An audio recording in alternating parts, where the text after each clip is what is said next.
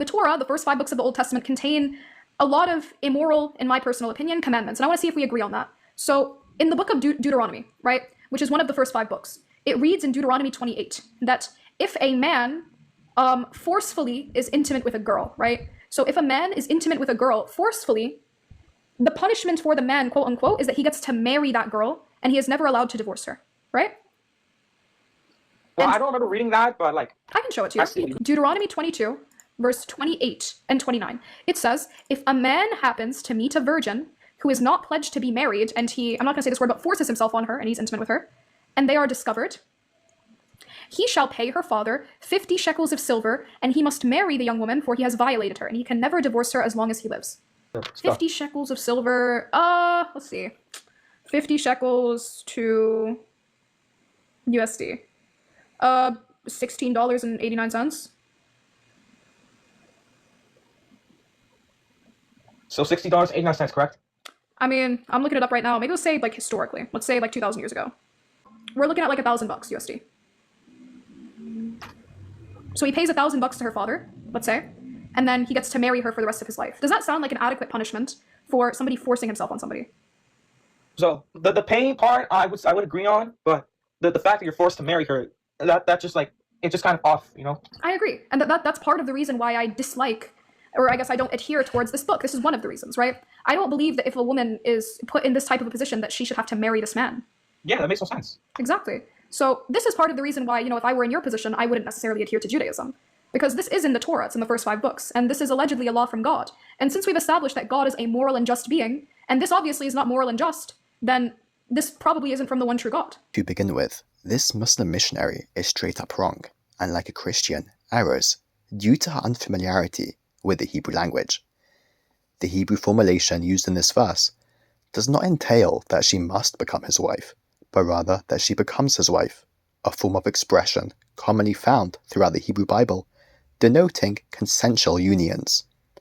As it states regarding the marriage of Boaz with Ruth, and she became his wife, clearly referring to a consensual marriage agreed on by Ruth's part. Thus we have established the Hebrew expression become or became to include consensual outcomes rather than compulsory ones. This demonstrates that she must willingly agree to the marriage on her part, thereby requiring her own consent in this matter. This grammatical nuance has already been pointed out by our sages, as brought down by Rabbi Yaakov Yeshua Falk. The statement, and she shall become his wife, is added for the interpretation that it depends upon her consent. We find the second subtlety employed by the text.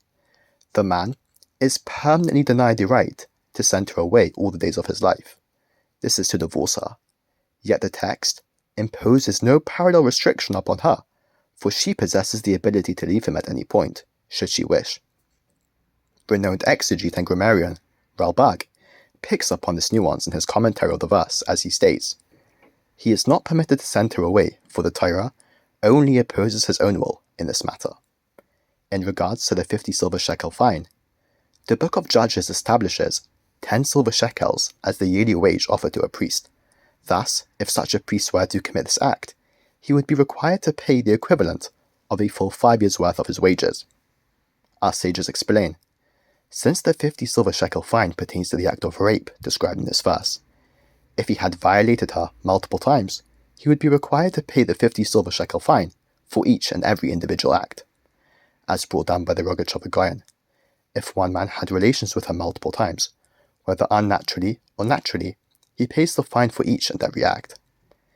In regards to why the Torah grants the woman the ability to marry her rapist, by nature, rapists seek to target the most vulnerable, such as the blind and the disabled, for they are easier to exploit due to their circumstances. The Torah therefore creates an additional level of deterrence by obligating the offender to provide for the woman he exploited for the rest of his life. For why would he now target the vulnerable who require far greater financial support and risk becoming permanently bound to her? In this way, even the weakest and most vulnerable within society are left with a layer of protection. This point is brought down by Sefer HaChanach. As per Deuteronomy 17, the sages possess the ability through emergency measures to impose any additional punishments they feel necessary, should they deem the offender as still possessing a future risk. This includes confiscation of property, imprisonment, and capital punishment, as brought down by Rabbi Yonasan Eibeshitz. In the case of an emergency decree, even a court has the authority to suspend a Torah law temporarily. I often wonder why Muslims cannot display the same level of textual honesty with subtle linguistic nuances found within my text that they expect others to display when it comes to interpreting their text. Is it because they can only refute a religion by strawmanning its content and thus seek to manipulate its words in the hope of drawing followers and attention? Or do they possess genuine contentions worthy of value to be listened to by the Bible believer? I hold the former.